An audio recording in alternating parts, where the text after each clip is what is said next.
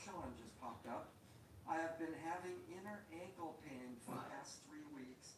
I have taken 3 to 4 day breaks and then running 2 times a week, and decided to cut it now if I feel any pain. Good, okay. It's meaning, I guess, stop when he feels pain. Comes in around 3 miles. Oh, pain, that is, I guess. Comes in around like my 3 miles of running.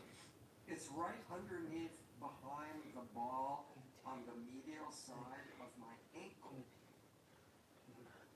Okay, if it's like, you're talking, are you talking like behind here?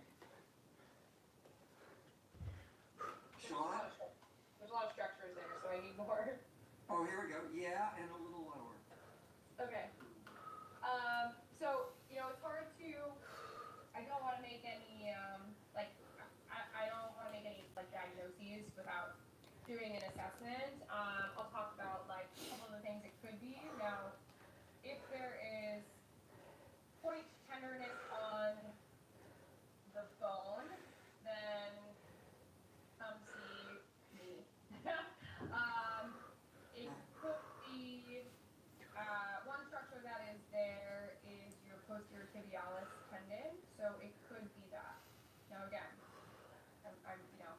I'm operating with not, no physical information. But it could be your posterior tibial tendon.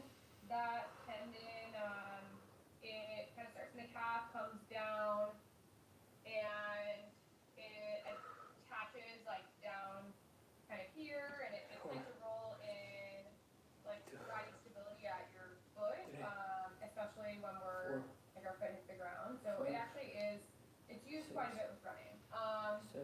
And it is fairly common to see this pop up for runners. So it's going to take a little setup to show you a little hint of that. Again, if you have any tenderness on the bone, come and see me. Don't just. By the way, while Kathleen is setting up, I should tell you what I do. She will be at Dodger Stadium 2 Saturdays from now. That's really a week and a day and a half from now. Not this Saturday and a day and a half, but a week beyond that. A week and 2 days from now, basically. So yeah.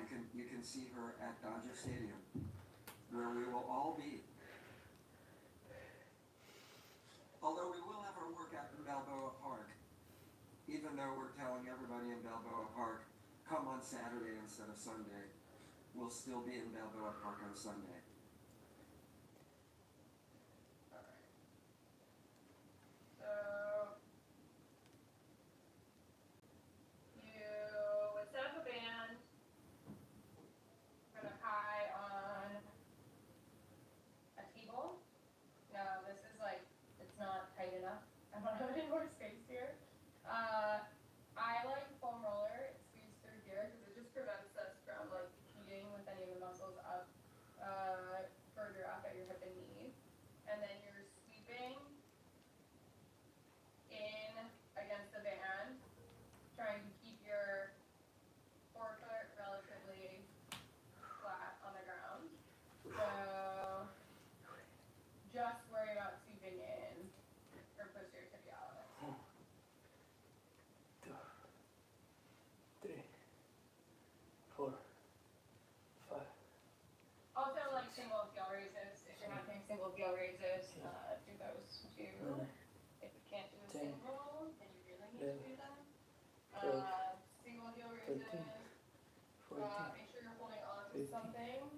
16. Lift one leg up.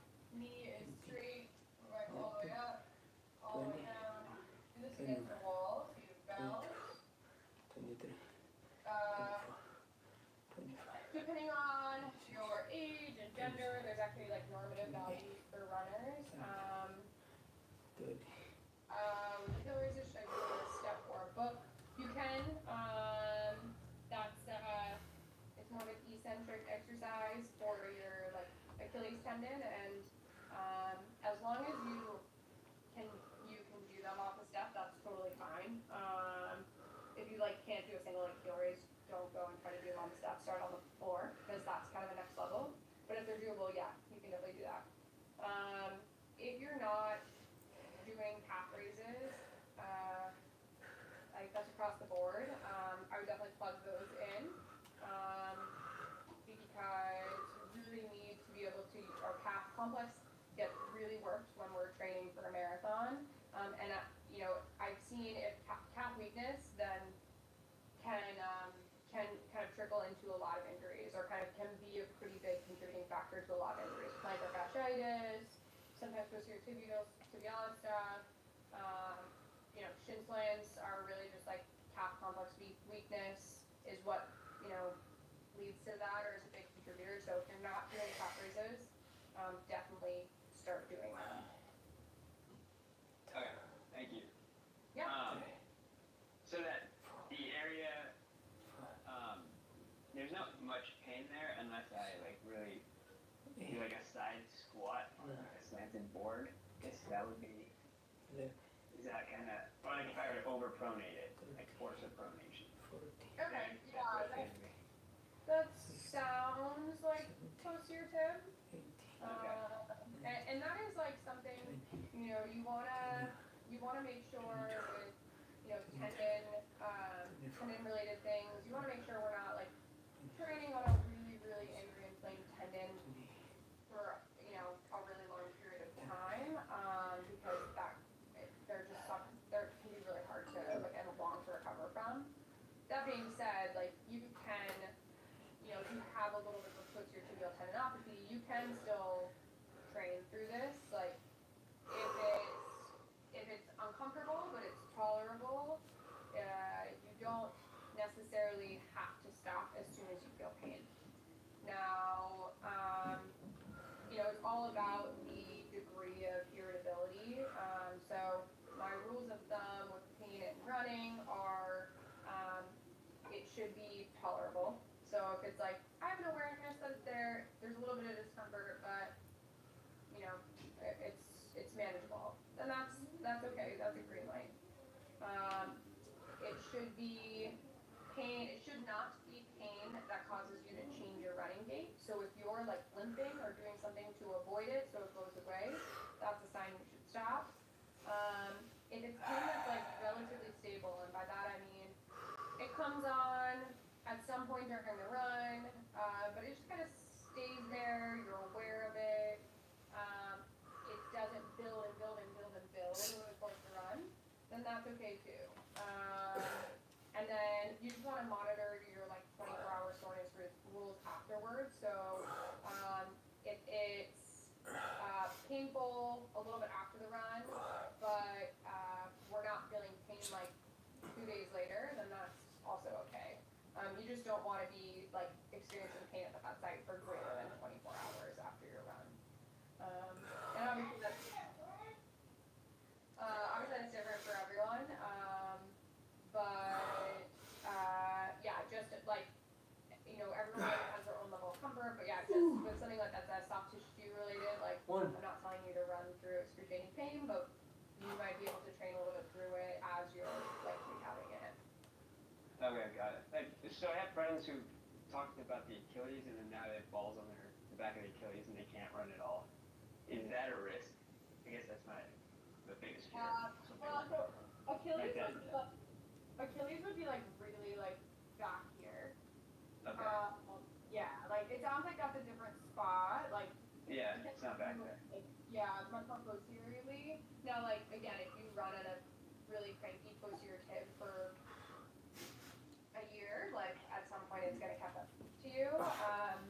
But if it's like, okay, I'm starting to do exercise, you don't have to shut it down for, you know, months and months. But yeah, if you run on like a really cranky Achilles tendon and don't do anything about it and don't do PT, then it will catch up to you. Okay, got it. So I can run on it because I have run on it. It's just not the.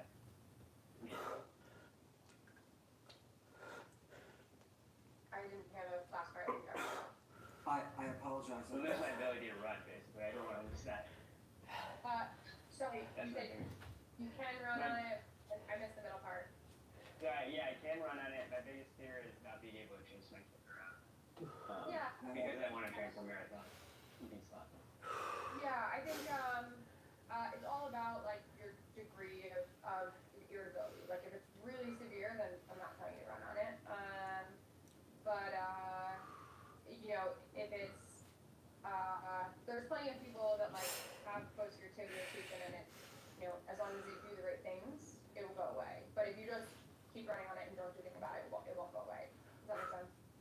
Yeah, so if I do the StrongFirst with the heel raises and the stretches, the calf stretches, the pain could eventually go away or hopefully stay where it is. Yeah, I mean, and I think like start and the winter weather too, like the bandage stuff. Start with that stuff, but if you're noticing that it's not getting better, then I'll be there next weekend and at Dodger Stadium, and we can kind of talk further. You might just also like need PT. Okay, got it. Sounds good. Hill, does it affect hill running? I think the pain shows up when I run on hills. When I run downhill, basically. Yeah, that would make sense. Like your posterior tib, posterior control, your arch adapting to the ground, and if we're running downhill, that's just happening. That's more force and it's happening more quickly. Got it. Well, thank you. Also, if I might add, on a downhill, try and shorten and quicken your stride so you'll touch the ground more often, and that way you'll put more pressure on each footstep rather than one pounding downhill stride. That'll take a little stress off of you as well. Just kind of double time it, you know, without pushing. Yeah, it's worked great when I did that. My cadence goes up to like 200 now because I'm doing that. Oh, So it's worked great, except for this great. problem. Did that change in form help you on the? Well, before I used to have like this lower back pain from running downhill. That's gone. Oh. I don't have any of it. And then I did the core exercises because you guys recommended it, and that worked. Great. Okay. Rose says in our chat, do the stretches shown help with IT band tightness? I'm assuming that she's having IT band issues. I think the kneeling quad stretch will. I mean, often IT band tightness. There's some quad tightness too, so the half kneeling stretch. I think you should try. The IT band, if you're feeling that pain down at your knee, like the outside of your knee, I think a lot of people think, or maybe don't know that your IT band is just a band of like very thick tissue. It's called fascia, and it actually originates from this muscle that's kind of like your like outer hip here, like anterior and outer hip here, it's called your TFL. That muscle helps fix your hip and it also serves as a stabilizer. And so sometimes the TFL kicks in as a stabilizer when some of the smaller glute muscles are not as strong. So if you're not doing any glute strengthening, if you're not doing any strengthening, like that would be an area to address. And then what happens is the TFL kicks in to kind of help support,